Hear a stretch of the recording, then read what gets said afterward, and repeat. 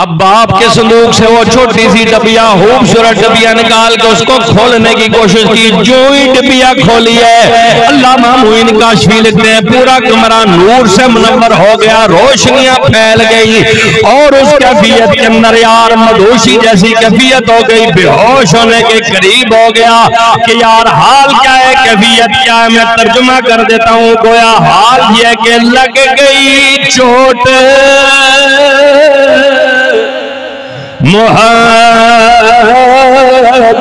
والی، عشق نشے وچ آیا،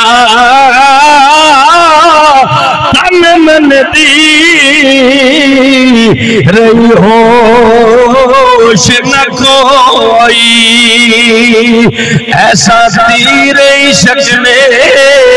چلایا، پڑھو لا الہ۔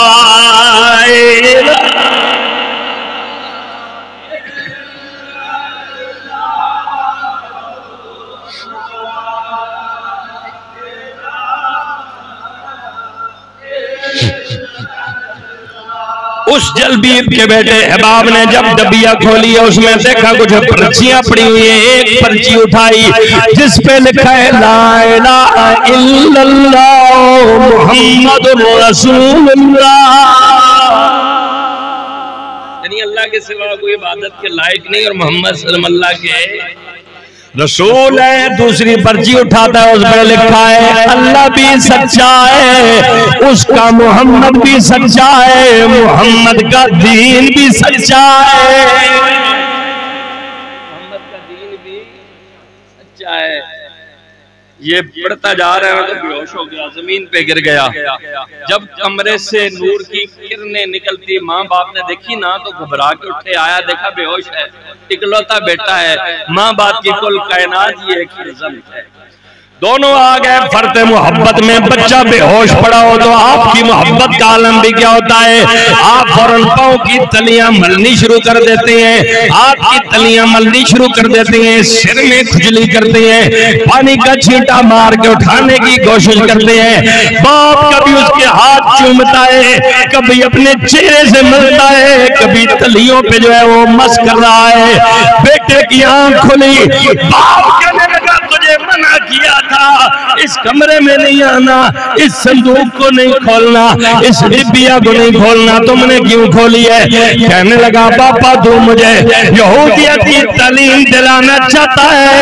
لیکن آج اللہ نے آقا میرے سامنے واضح کر دیا ہے کہ محمد بھی سچا ہے، محمد کا دین بھی سچا ہے،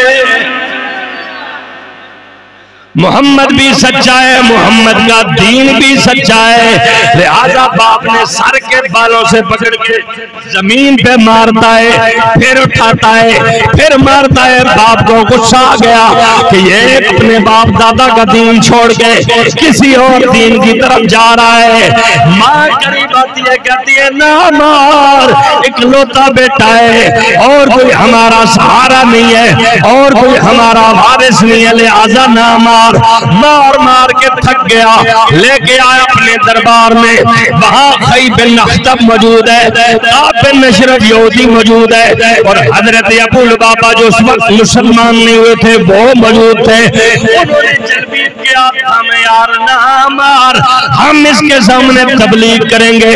دین کی ترویج و ارشاد کریں گے، اس کو یہودی بنا کے چھوڑیں گے، لہذا ہمارے حوالے کر، لہذا ہمارے حوالے کر۔ میں یہاں اقبال کی بات کہتا ہوں، گویا وہ جواب دیتا ہے یہ فاقہ کش جو موت سے ڈرتا نہیں ذرا، روئے محمد اس کے بدن سے نکالو۔